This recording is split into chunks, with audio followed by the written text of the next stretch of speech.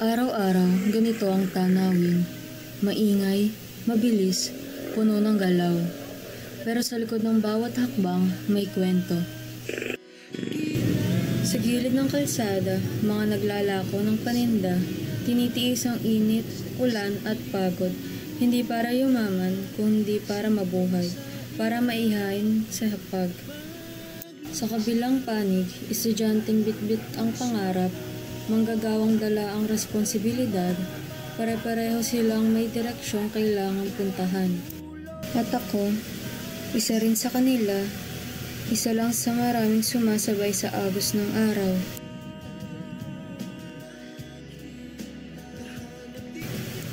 Tahimik ang loob ng jeep, pero mabigat ang dala ng bawat isa.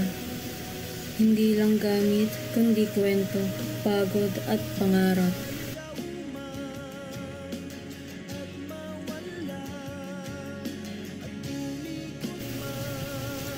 Ang driver, gising sa 10 oras, buong araw sa daan, para lang maiuwi ang kita. Walang reklamo, basta may maiuwi sa pamilya. Lahat kayang tiisin para lamang bigay ang pangangailangan ng mga naasa sa kanya.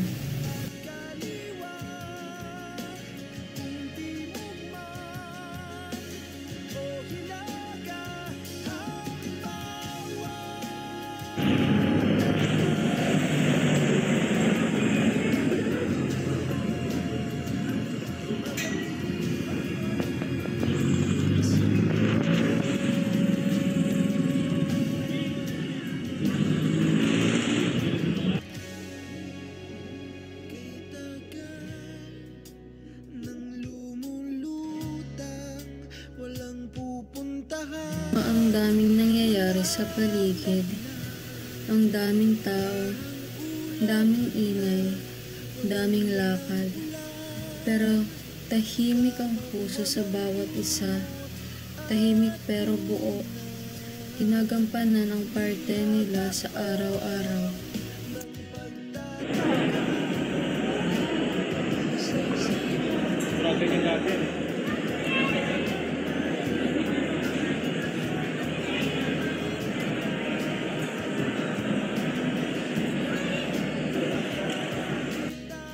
Sa huli, uuwi ang lahat sa kanya-kanyang tahanan, sa pamilya naghihintay, sa lugar kung saan pwedeng huminga, magpahinga at muling magsimulang muli.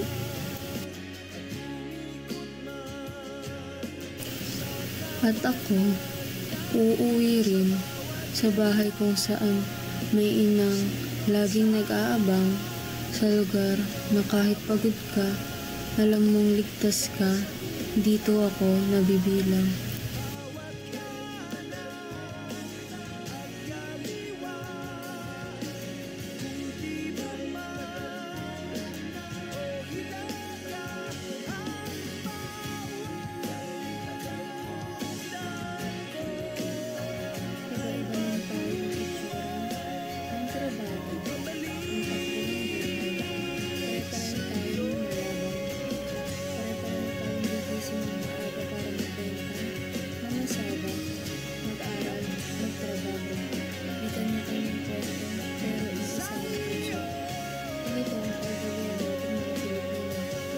Masipag, matyaga, may malasakit sa pamilya, at laging may pag-asa.